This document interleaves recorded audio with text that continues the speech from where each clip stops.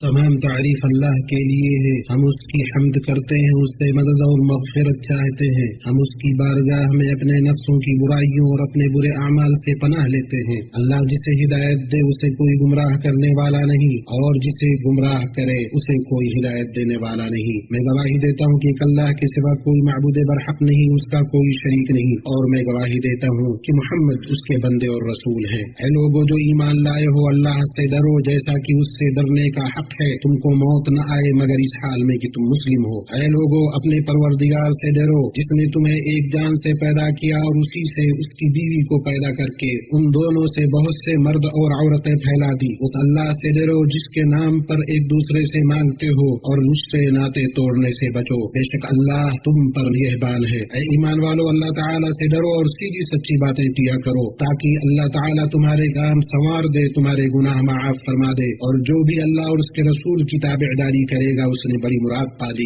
اما بعد، سب سے سچی بات اللہ کی کتاب ہے، سب سے بہتر طریقہ محمد صلی اللہ علیہ وسلم کا طریقہ ہے۔ سب سے بری چیز دین میں نئی چیز کی ایجاد ہے، اور دین میں ہر نئی چیز بدعت ہے، اور ہر بدعت گمراہی ہے۔ اما بعد، میں آپ کو اور خود کو اللہ کے تقوی کی وصیت کرتا ہوں۔ تقوی انسان کو بلندی کے شرف، ضمیر کی صفائی اور کردار کی پاکیزگی تک لے جاتا ہے۔ اکثر شرعی و اصلاحی آیات کا اختتام تقوی پر ہی ہوتا ہے، کیونکہ یہ وہ مضبوط رابطہ ہے جو حواس کو اللہ کی اطاعت کی طرف کھینچتا ہے۔ یہ اللہ کے احکام کی خلاف ورزی کرنے سے روکنے والی طاقتور ڈھال ہے، اور بندے کو اس کے خالق سے جوڑنے کا مضبوط ذریعہ ہے۔ لوگوں، بے شک دنیا اپنے اختتام کی خبر دے چکی ہے، یہ رخصت ہونے کو ہے، اس میں سے کچھ باقی نہیں بچا سوائے اس قطرے کے مانند جسے کوئی برتن سے بمشکل نکال رہا ہو۔ یہ دنیا آزمائش اور امتحان کی جگہ ہے، جہاں مومن کو خوشی اور غمی، پریشانی اور خوشحالی، تندرستی اور بیماری،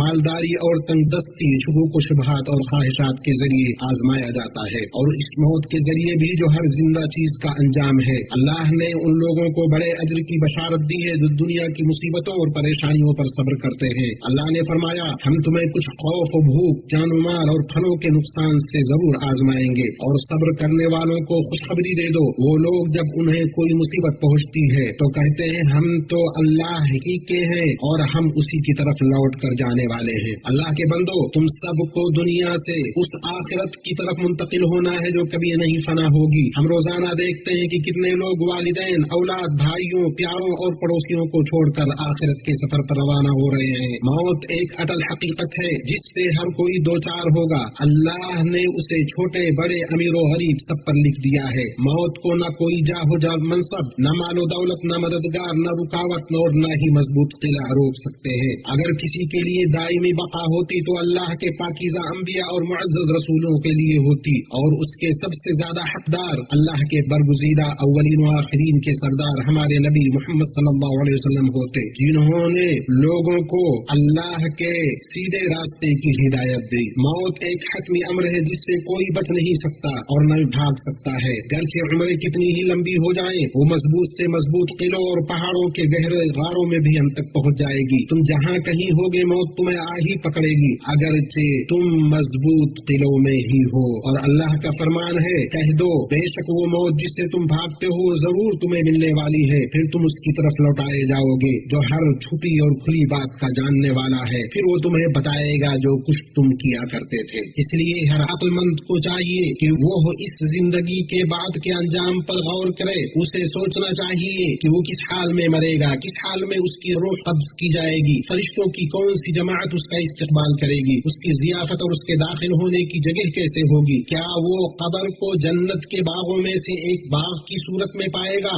جہاں اسے مانوس ساتھی ملے گا، یا وہ جہنم کے گڑھوں میں سے ایک گڑھا پائے گا جہاں اسے خوفناک ساتھی ملے گا۔ آدمی اس حال کا تصور کرے جس سے اس کو لازماً گزرنا ہے، اسے موت کی شدت اور روح نکلنے کی کیفیت کو یاد رکھنا چاہیے۔ جب اس کے اعضاء اکڑ جائیں گے، زبان گنگ ہو جائے گی، نگاہ پتھرا جائے گی، اس کے اہل و عیال اس کے ارد گرد رو رہے ہوں گے، گھر میں بچے واویلا مچا رہے ہوں گے، مال خزانوں میں پوشیدہ پڑا ہوگا، لیکن اس وقت وہ اپنے دل کے پوشیدہ خزانے یعنی ایمان و عمل کے سوا کچھ بھی ساتھ نہ لے جا سکے گا۔ جس دن مال اور औलाद नफा नहीं देगी, लेकिन फायदा वाला वही होगा जो अल्लाह ताला के सामने बेआए दिल लेकर जाए। तुम अपनी मौजूदा चीजों में से बेहतरीन चीज यानी नेक अमल, सच्ची बात और अच्छे अखलाक लेकर कूच करो। उस खौफनाक मुस्तकबिल के लिए तैयार हो जाओ। उस रास्ते के लिए सामान जमा करो जिस पर चलना जरूरी है, और गफलत की नींद से बेदार हो जाओ। अल्लाह की खुशनुदी के रास्तों की तरफ जल्दी करो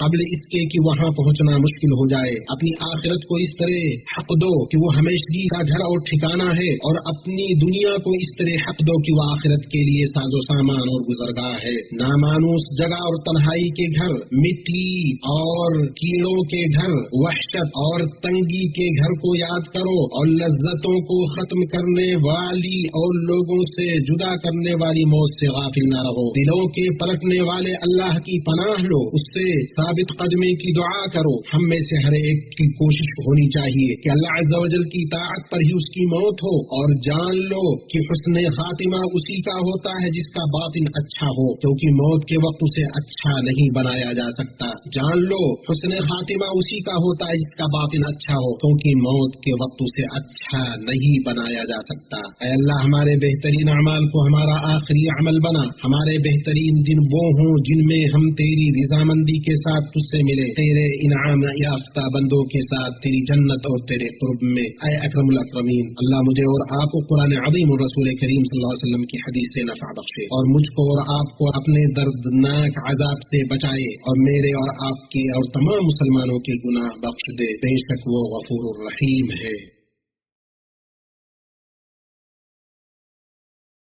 तमाम तारीफ अल्लाह के लिए है, वो एहसान करने वाला, हमेशा बाकी रहने वाला है, जबकि जमीन पर जो कुछ है वो फना हो जाएगा, और सिर्फ तुम्हारे रब का जलाल और इज्जत वाला चेहरा ही बाकी रहेगा। मैं उसकी हम्दो सना करता हूँ, उसका शुक्र अदा करता हूँ। मैं गवाही देता हूँ कि अल्लाह के सिवा कोई माबूद बरहक नहीं, वो एकता है, उसका कोई शरीक नहीं। और मैं गवाही देता हूँ मुहम्मद अल्लाह के बंदे, उसके रसूल हैं, जो खैर खाह, अमानतदार और अपनी उम्मत पर निहायत शफीक व मेहरबान है। अल्लाह अपने बंदे और रसूल मोहम्मद पर, उनके आल व अस्हाब पर बेशुमार दरूद व सलाम नाजिल फरमा। अम्मा बाद, अल्लाह ताला का तक़वा इख्तियार करो, उससे सच्ची तौबा करो, दुनिया को अपना सबसे बड़ा हदफ और अपने इल्म का मकसद न बनाओ। चौकन्ना रहो, अपने फौत शुदा बच्चों और अजीज व अकारिब और दोस्तों पर सब्र करके सवाब की उम्मीद रखो। यकीन रखो कि वो अपने अमाल के अंजाम को पहुँच चुके हैं। अब वो अरहमुर राहिमीन की रहमत में है, वो अल्लाह के यहाँ उस शख्स के लिए ज़ख़ीरा बन चुके हैं जिसने उनकी वफात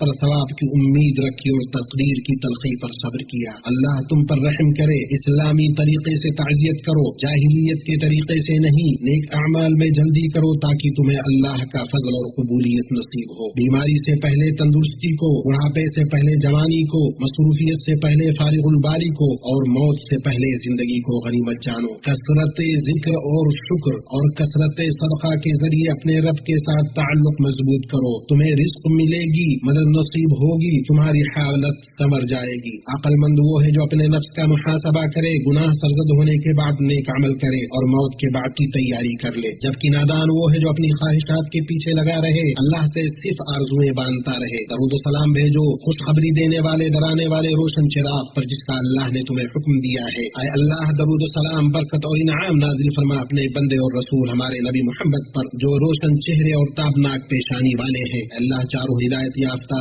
और रहनुमा खुलफाए राशिदीन अबू बकर, उमर, उस्मान और अली से राजी हो जा। अपने नबी के तमाम बकिया सहाबा से, आपकी अज़वाज मुतहरात उम्महातुल मुमिनीन से, आपके पाकीज़ा और नेक आले बैत से, और उन लोगों से जो ता क़यामत उनकी अच्छी तरह पैरवी करे। अल्लाह हमसे भी अपने फज़ल व करम से उनके साथ राजी हो जा। ऐ अरहमुर राहिमीन, अल्लाह इस्लाम और मुसलमानों को गलबा अता फरमा, इस्लाम और मुसलमानों की हर जगह मदद फरमा। ऐ अल्लाह फलस्तीन समेत दुनिया भर के तमाम मजलूम मुसलमानों को नजात दे। यहूदी गासिबों पर अपनी गिरफ्त सख्त कर दे, उन्हें गिन गिन कर हलाक कर, उनमें से किसी एक को बाकी न छोड़। ऐ अल्लाह हमारे वतनों में अमन अमान कायम दायम रख। हमारे सरबराहों और हुक्मरानों की हिफाजत फरमा। हमारे सरबराह खादिमुल हरमैन शरीफैन शाह सलमान बिन अब्दुल अजीज आल सऊद की हक रास्तगी और ताईद के जरिए मदद फरमा। उनके वली अहद शहजादा मोहम्मद बिन सलमान बिन अब्दुल अजीज हफिज़हुल्लाह के जरिए उनको मजबूत कर और उन्हें तक़वी قبولیت دے۔ اے اللہ ان دونوں کے لیے صالح اور خیر خواہ مشیر کار عطا فرما جو ان کی بھلائی کی طرف رہنمائی کرے اور اس پر ان کی مدد کرے۔ اے اللہ تمام مسلمان حکمرانوں کو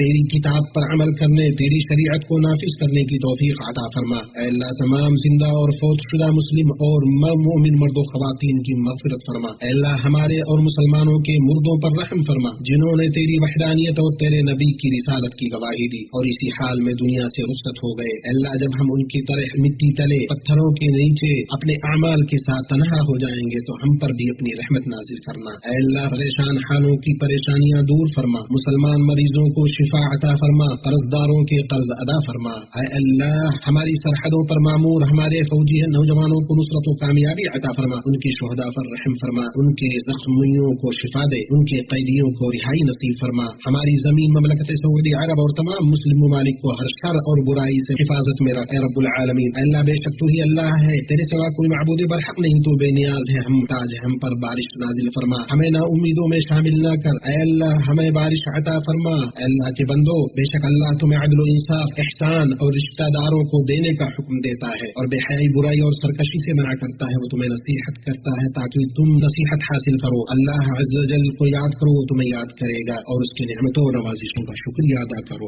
ذکر اللہ اکبر، اللہ یعلم ما تصنعون۔